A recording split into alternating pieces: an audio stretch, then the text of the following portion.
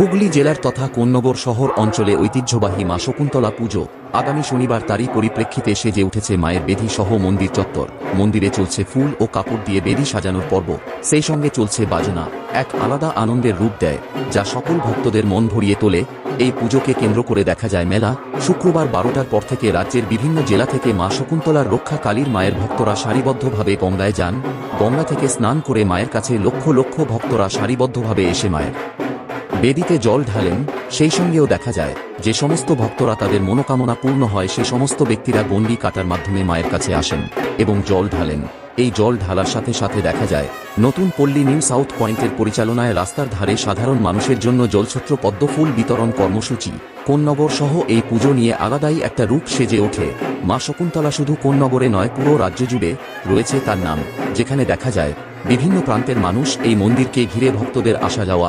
মা শকুন্তলা মন্দিরে জল ঢালার দিনেই মন্দিরে উপস্থিত হন ঋষদা প্রেম মন্দিরের স্বামী নির্গুণানন্দ সরস্বতী মহারাজ।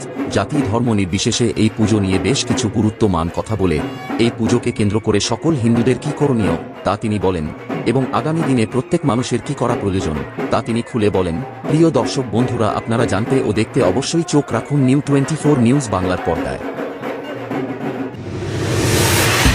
136তম শ্রী শ্রী রক্ষাকালী মাতা শকুন্তলা মাতার বাৎসরিক পূজা অনুষ্ঠান, সেই উপলক্ষে আজ আমাদের এতদ হুগলি জেলার মধ্যে সর্ববৃহৎ বলতে গেলে এই পুজো রক্ষাকালী পূজা অনুষ্ঠান হয়।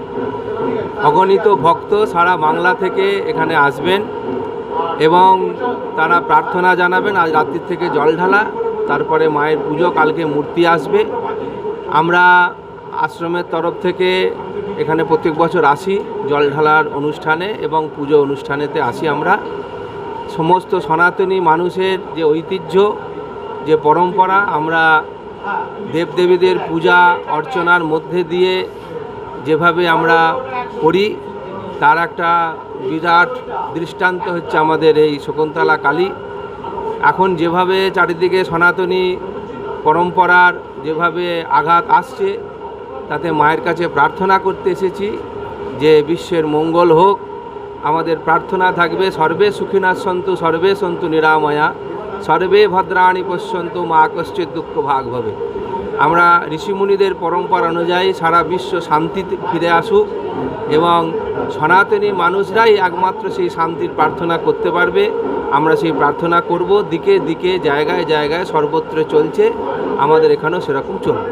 আমাদের সনাতনী যে হিন্দু সমাজ, সেই সমাজ সবসময় সকলকে নিয়ে চলবার পক্ষপাতী।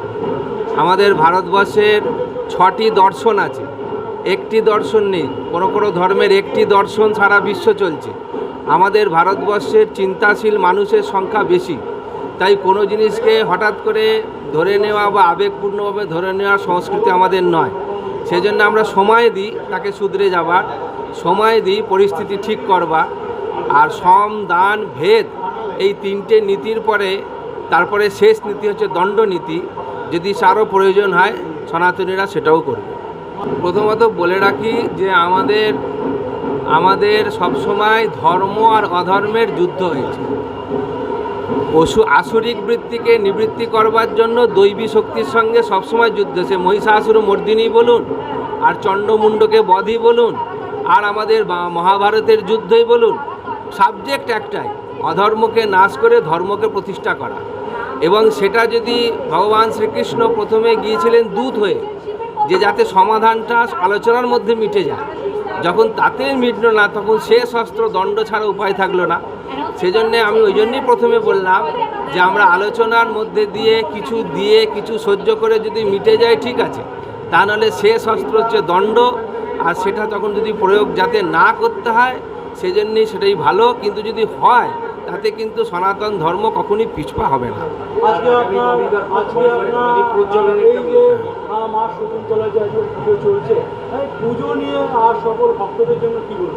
আমরা 136 বছরের এই ঐতিহ্য বহন করছে শকুন্তলা কালী মন্দির এবং এখানকার পুজো চিরাচরিতভাবেই পদ্ধতি মেনে শাস্ত্রীয় মতে পূজার সমস্ত আয়োজন সম্পন্ন হয়েছে।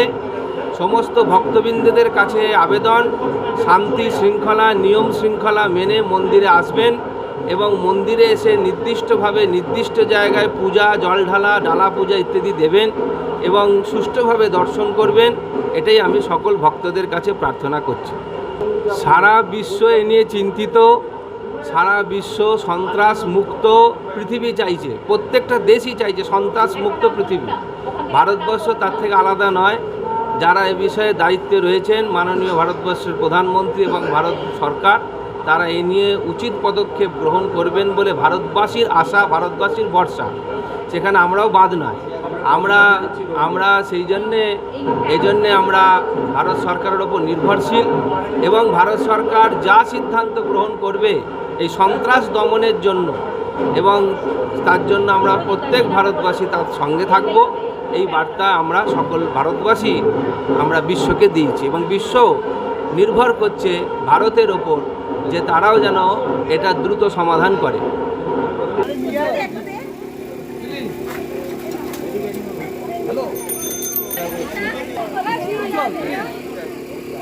No, follow me.